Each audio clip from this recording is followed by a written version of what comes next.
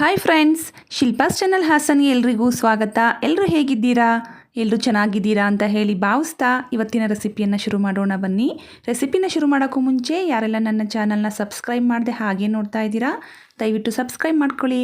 ಪಕ್ಕದಲ್ಲಿರೋ ಬೆಲ್ಲೈಕನ್ನ ಕ್ಲಿಕ್ ಮಾಡೋದ್ರ ಮುಖಾಂತರ ಸಪೋರ್ಟ್ ಮಾಡಿ ಫ್ರೆಂಡ್ಸ್. ನಾನಿವತ್ತು ಮನೇಲೆ ಪಪ್ಸ್ನ ಹೇಗೆ ಮಾಡೋದು ಅಂತೇಳಿ ತಿಳಿಸ್ಕೊಡ್ತಾ ಇದ್ದೀನಿ. ಯಾವುದೇ ರೀತಿ ಮೈದಾ ಗೋಧಿ ಹಿಟ್ಟನ್ನು ಬಳಸದೆ ಚಿರೋಟಿ ರವೆಯಲ್ಲಿ ನಾನು ಇವತ್ತು ಪಪ್ಸ್ನ ಮಾಡ್ತಾಯಿದ್ದೀನಿ. ತುಂಬ ಆರೋಗ್ಯಕರವಾಗಿ ನಾವು ಪಪ್ಸ್ನ ಮನೆಯಲ್ಲೇ ಮಾಡ್ಕೊಬೋದು.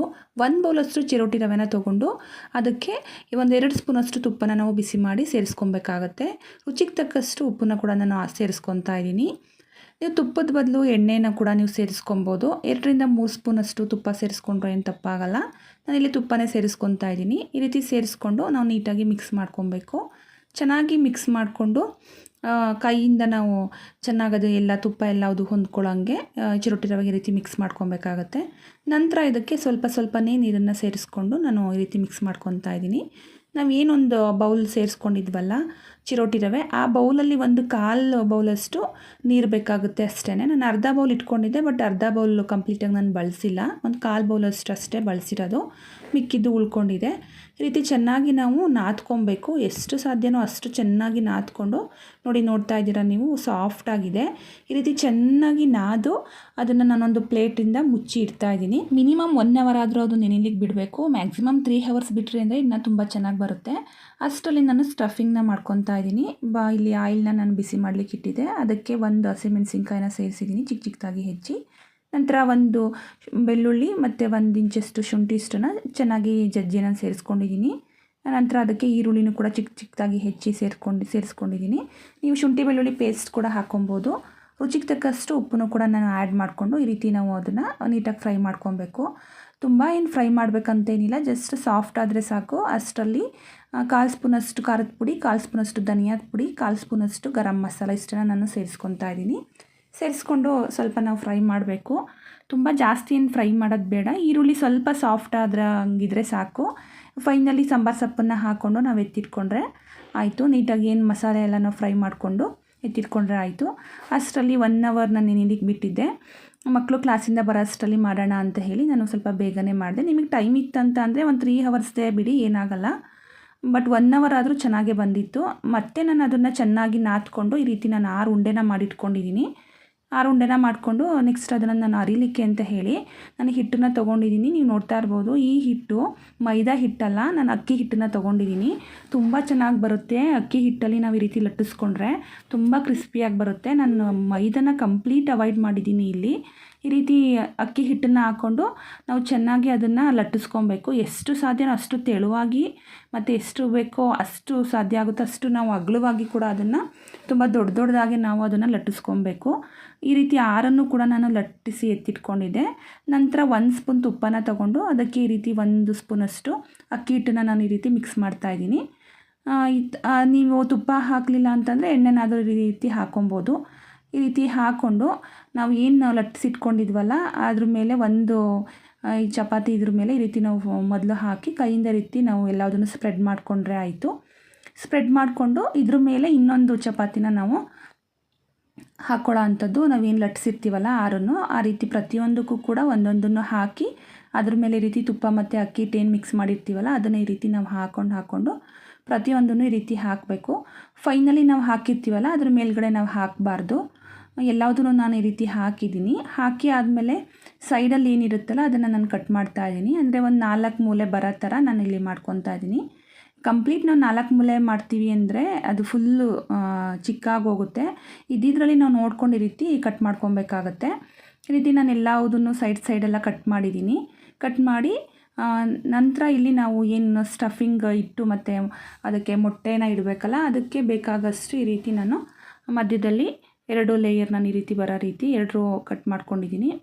ಈ ರೀತಿ 2 ಕಟ್ ಮಾಡಿಕೊಂಡಾಗ ಅದು 3 ಆಗುತ್ತೆ. ಅದೇ ರೀತಿ ಇನ್ನೊಂದು ಕಡೆ ನಾವು ಕಟ್ ಮಾಡಿಕೊಂಡು ಒಟ್ಟು ನಾನು 8 ಇದನ್ನು ಇಲ್ಲಿ ತೊಗೊಂಡಿದ್ದೀನಿ.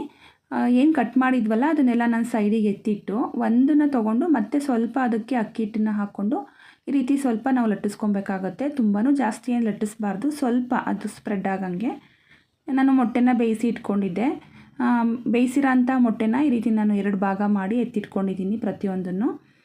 ನಂತರ ನಾವೇನು ಲಟ್ಸಿದ್ವಲ್ಲ ಅದ್ರ ಮಧ್ಯಕ್ಕೆ ಸ್ಟಫಿಂಗ್ನ ಇಟ್ಟು ಅದ್ರ ಮೇಲೆ ಮೊಟ್ಟೆನ ಒಂದು ಅರ್ಧ ಭಾಗ ಮೊಟ್ಟೆನ ನಾವು ಇಡಬೇಕಾಗತ್ತೆ. ಇಟ್ಟು ನಾವು ಲೇಯರ್ ಏನು ಹಾಕಿದ್ವಲ್ಲ ಮೊದಲು ಒಂದು ಲೇಯರ್ನ ತೊಗೊಂಡು ಎರಡೂ ಕಡೆಯಿಂದ ಈ ರೀತಿ ಆಪೋಸಿಟ್ ನಾವು ತೊಗೊಬೇಕಾಗುತ್ತೆ. ತೊಗೊಂಡು ಎರಡೂ ಕೂಡ ಈ ರೀತಿ ಇಟ್ಟು ಬೆರಳಿಂದ ಈ ರೀತಿ ಚೆನ್ನಾಗಿ ಪ್ರೆಸ್ ಮಾಡಬೇಕು. ಅಂದರೆ ಲಾಕ್ ಆಗಬೇಕಲ್ಲ ಅದು, ಹಾಗಾಗಿ ನಾವು ಈ ರೀತಿ ಪ್ರೆಸ್ ಮಾಡಬೇಕು. ಇಲ್ಲ ನಾವು ಹಾಗೆ ಇಟ್ವಿ ಅಂದರೆ ಎಣ್ಣೆಗೆ ಹಾಕಿದ ತಕ್ಷಣ ಸ್ಟಫಿಂಗ್ ಎಲ್ಲ ಬಿಟ್ಟು ಹೋಗುತ್ತೆ ಮತ್ತು ಹೊರಗಡೆ ಮೊಟ್ಟೆನೂ ಕೂಡ ಬರುತ್ತೆ. ಹಾಗಾಗಿ ನೀವು ಪ್ರತಿ ಲೇಯರ್ನೇನು ತೊಗೊಬೇಡಿ. ಒಂದು ಲೇಯರ್ನ ಫಸ್ಟು ಮಾಡಿದ ನಂತರ ಉಳಿದಿರೋ ಅಂಥದ್ದನ್ನು ಒಂದು 2 ಸಲ ನೀವು ಈ ರೀತಿ ಮಾಡಿದರೆ ಆಯಿತು. ನೆಕ್ಸ್ಟ್ ಇನ್ನೊಂದು ಕಡೆ ಏನು ಉಳಿದಿರುತ್ತಲ್ಲ ಅದನ್ನು ಕೂಡ ಅದೇ ರೀತಿ ನಾವು ಈ ರೀತಿ ಎರಡೂ ಕಡೆನ ತೊಗೊಂಡು ಲೇಯರ್ನ ಎರಡೂ ಬೆರಳಿಂದ ಈ ರೀತಿ ಚೆನ್ನಾಗಿ ಪ್ರೆಸ್ ಮಾಡಿದರೆ ಲಾಕ್ ಆಗುತ್ತೆ. ಎಣ್ಣೆಗೆ ಬಿಟ್ಟಾಗ ಅದು ಬಿಟ್ಕೊಳ್ಳಲ್ಲ. ಒಳಗಡೆ ಸ್ಟಫಿಂಗ್ ಆಗಿರ್ಬೋದು, ಮೊಟ್ಟೆ ಆಗಿರ್ಬೋದು, ಅದು ಎಣ್ಣೆಗೆ ಬಿಟ್ಕೊಳ್ಳಲ್ಲ. ಇದೇ ರೀತಿ ನಾನು 4ನ್ನು ಒಂದು ಬ್ಯಾಚ್ ಆಗಿ ನಾನು ಮಾಡಿಟ್ಕೊಂಡಿದ್ದೀನಿ. ಎಣ್ಣೆನ ಕಾಯ್ಲಿಕ್ಕೆ ಇಟ್ಟಿದ್ದೆ. ಇವಾಗ ಎಣ್ಣೆ ಕಾದ ನಂತರ ಅದಕ್ಕೆ ನಾನು ಲೋ ಫ್ಲೇಮಲ್ಲೇ ಇಟ್ಕೊಂಡು ಈ ರೀತಿ ಹಾಕೊತಾ ಇದ್ದೀನಿ. ಫುಲ್ ಫ್ಲೇಮ್ನ ಬಿಡಲಿಕ್ಕೆ ಹೋಗಬೇಡಿ, ಯಾಕೆಂದರೆ ಮೇಲ್ಗಡೆ ಎಲ್ಲ ಬೆಂದಿರುತ್ತೆ, ಒಳಗಡೆ ಎಲ್ಲ ಮೆತ್ತಗಾಗುತ್ತೆ. ಹಾಗಾಗಿ ಲೋ ಫ್ಲೇಮಲ್ಲೇ ಇಟ್ಕೊಂಡು ನಾವು ಈ ರೀತಿ ಬೇಯಿಸ್ಕೊಬೇಕಾಗತ್ತೆ. ತಕ್ಷಣಕ್ಕೆ ತಿರುಗಿಸ್ಬಾರ್ದು. ಒಂದು 2 to 3 ಮಿನಿಟ್ಸ್ ಆದಮೇಲೆ ಎರಡೂ ಬದಿಯಲ್ಲಿ ಈ ರೀತಿ ತಿರುಗಿಸ್ಕೊಂಡು ನಾವು ಚೆನ್ನಾಗಿ ಬೇಯಿಸ್ಕೊಬೇಕು. ತುಂಬ ಕ್ರಿಸ್ಪಿಯಾಗಿ ಬರುತ್ತೆ. ನೀವೇನಾದರೂ ಫುಲ್ ಫ್ಲೇಮ್ನ ಬಿಟ್ರಿ ಅಂದರೆ ತಕ್ಷಣಕ್ಕೆ ಬೆಂದೋಗ್ಬಿಡುತ್ತೆ. ಹಾಗಾಗಿ ಸಾಧ್ಯ ಆದಷ್ಟು ಲೋ ಫ್ಲೇಮಲ್ಲೇ ಇಟ್ಕೊಂಡು ನಾವು ಅದನ್ನು ನೀಟಾಗಿ ಬೇಯಿಸ್ಕೊಬೇಕು. ಫೈನಲಿ ಆಗಿದೆ ಅನ್ನುವಾಗ ನೋಡಿ ಈ ರೀತಿ ಎತ್ತಿಟ್ಕೊಂಡ್ರೆ ಆಯಿತು. ತುಂಬ ಚೆನ್ನಾಗಿ ಬಂದಿತ್ತು. ನಂತರ ಇನ್ನು ಉಳಿದಿರೋ ಅಂತಹ 4 ಕೂಡ ನಾನು ಮತ್ತೆ ಅದೇ ರೀತಿ ಲಟ್ಟಿಸ್ಕೊಂಡು ಎಲ್ಲದೂ ನಾನು ಅದೇ ರೀತಿ ಮತ್ತೆ ಬೇಯಿಸ್ಕೊಂಡೆ. ಮನೇಲಿ ಮಕ್ಕಳಿಗೆ ಹೊರಗಡೆ ನಾವು ತಂದುಕೊಡೋದ್ಕಿಂತ ಪಪ್ಸ್ನ ಈ ರೀತಿ ಮನೆಯಲ್ಲೇ ಮಾಡಿಕೊಡೋದ್ರಿಂದ ಮಕ್ಕಳಿಗೂ ಕೂಡ ಆರೋಗ್ಯ ಚೆನ್ನಾಗಿರುತ್ತೆ. ಮಕ್ಕಳು ಮನೆಯಲ್ಲಿ ಪಪ್ಸ್ ಮಾಡಿದರು ಅಂತೇಳಿ ತುಂಬ ಖುಷಿಯಿಂದ ತಿಂತಾರೆ. ನಾನಂತೂ ಮಕ್ಕಳಿಗೆ ಹೊರಗಡೆ ಪಪ್ಸ್ ಕೊಡ್ಸೋದನ್ನೇ ಬಿಟ್ಬಿಟ್ಟಿದ್ದೀನಿ. ವರ್ಷಕ್ಕೇನು 1 ಸಲ 2 ಸಲ ಕೊಡ್ಸೋದೇ ಹೆಚ್ಚು. ಮಕ್ಕಳು ಪಪ್ಸ್ ಬೇಕು ಅಂತಿದ್ರು, ಹಾಗಾಗಿ ನಾನು ಮನೇಲೇ ಟ್ರೈ ಮಾಡೋಣ ಅಂತ ಹೇಳಿ ಅದರಲ್ಲೂ ಚಿರೋಟಿ ರವೆಲ್ಲೇ ಮಾಡಬೇಕು ಅಂತ ಅಂದ್ಕೊಂಡು ನಾನು ಟ್ರೈ ಮಾಡಿದೆ. ತುಂಬ ಚೆನ್ನಾಗಿ ಬಂದಿತ್ತು. ಮಕ್ಕಳು ಅಮ್ಮ ಇದೇ ರೀತಿ ಮಾಡಿಕೊಡಮ್ಮ, ಯಾವಾಗಲೂ ತುಂಬ ಚೆನ್ನಾಗಿ ಬಂದಿದೆ ಅಂತೇಳಿ ಮಕ್ಕಳು ಇಷ್ಟಪಟ್ಟು ತಿಂದರು. ನಾವು ಹೊರಗಡೆ ತರೋ ಪಪ್ಸಲ್ಲಿ ಮೈದಾನ ಹಾಕಿರ್ತಾರೆ ಮತ್ತು ಎಣ್ಣೆನ ಎಷ್ಟು ದಿನದಿಂದ ಸ್ಟೋರ್ ಮಾಡಿ ಇಟ್ಕೊಂಡಿರ್ತೀರೋ ಪದೇ ಪದೇ ಬೇಯಿಸಿರೋ ಅಂತಹ ಎಣ್ಣೆಲೆ ಮತ್ತೆ ಮಾಡ್ತಾರೆ. ಅದರಿಂದ ಮಕ್ಕಳಿಗೆ ಆರೋಗ್ಯಕ್ಕೂ ಕೂಡ ಅಷ್ಟು ಒಳ್ಳೆಯದಲ್ಲ. ಫುಡ್ ಪಾಯ್ಸನ್ ಎಲ್ಲ ಆಗೋ ಸಾಧ್ಯತೆಗಳು ಜಾಸ್ತಿನೇ ಇರುತ್ತೆ. ಹಂಗಾಗಿ ಈ ರೀತಿ ನಾವು ಮನೆಯಲ್ಲೇ ಟ್ರೈ ಮಾಡಿದರೆ ಅದು ಒಂಥರ ನಮಗೂ ಖುಷಿ ಅನಿಸುತ್ತೆ, ಮಕ್ಕಳಿಗೆ ಹೆಲ್ತ್ ಕೂಡ ಚೆನ್ನಾಗಿರುತ್ತೆ. ಅದರಲ್ಲೂ ಚಿರೋಟಿ ರವೆಲ್ಲೇ ಮಾಡಿರೋದು ನನಗಂತೂ ತುಂಬಾ ಖುಷಿ ಅನಿಸ್ತಿತ್ತು. ನಮ್ಮ ಹಸ್ಬೆಂಡು ಅಷ್ಟೇ ತುಂಬ ಚೆನ್ನಾಗಿ ಬಂದಿದೆ, ಈ ರೀತಿನೇ ಮಾಡ್ಬೋದಲ್ಲ ಮನೇಲಿ, ಮಕ್ಕಳಿಗೆ ಮಾಡಿಕೊಡ್ಬೋದಲ್ಲ ಅಂತ ಹೇಳಿದರು. ಆ ರೀತಿ ಅವ್ರ ಕಡೆಯಿಂದ ಒಂದು ಅಪ್ರಿಷಿಯೇಷನ್ ಬಂತು ಅಂದರೆ ನಮ್ಗಳಿಗಂತೂ ತುಂಬ ಖುಷಿನೇ ಅನಿಸುತ್ತೆ. ಹೌದಾ, ನಾನು ಮಾಡಿರೋದು ಚೆನ್ನಾಗಿ ಬಂದಿದೆಯಲ್ಲ ಅನ್ನೋದು ಒಂದು ಕಡೆ ಖುಷಿ ಅನಿಸಿದರೆ, ಚೆನ್ನಾಗಿದೆ ಅಂತ ಹೇಳಿ ಮನೇಲಿ ಯಾರಾದರೂ ಒಬ್ಬರು ಹೇಳಿದರು ಅಂದರೆ ನಮಗೆ ಮಾಡಿರೋದಕ್ಕೆ ಒಂದು ಸಾರ್ಥಕತೆ ಅನ್ನೋಷ್ಟು ಫೀಲ್ ಅನಿಸ್ಬಿಡುತ್ತೆ. ಎಲ್ಲ ಲೇಡೀಸ್ಗೂ ಮೋಸ್ಟ್ಲಿ ಇದೇ ರೀತಿ ಅನಿಸುತ್ತೆ ಅಂತ ನಾನು ಅನ್ಕೋತೀನಿ. ನೋಡಿ ಎಷ್ಟು ಚೆನ್ನಾಗಿ ಬಂದಿದೆ, ತುಂಬ ಕ್ರಿಸ್ಪಿಯಾಗಿ ಕೂಡ ಇದೆ. ನೀವು ಒಂದು ಸಲ ಟ್ರೈ ಮಾಡಿ ಫ್ರೆಂಡ್ಸ್, ಹೇಗಿತ್ತು ಅಂತೇಳಿ ನನಗೆ ಕಮೆಂಟ್ಸಲ್ಲಿ ತಿಳಿಸಿ. ಈ ರೆಸಿಪಿ ಇಷ್ಟ ಆದರೆ ನನ್ನ ಚಾನಲ್ನ ಸಬ್ಸ್ಕ್ರೈಬ್ ಮಾಡಿಕೊಡಿ. ಹಾಗೆ ಪಕ್ಕದಲ್ಲಿರೋ ಬೆಲ್ ಐಕನ್ನ ಕ್ಲಿಕ್ ಮಾಡಿ, ಲೈಕ್ ಮಾಡಿ, ಶೇರ್ ಮಾಡಿ, ಸಪೋರ್ಟ್ ಮಾಡಿ. Thank you friends.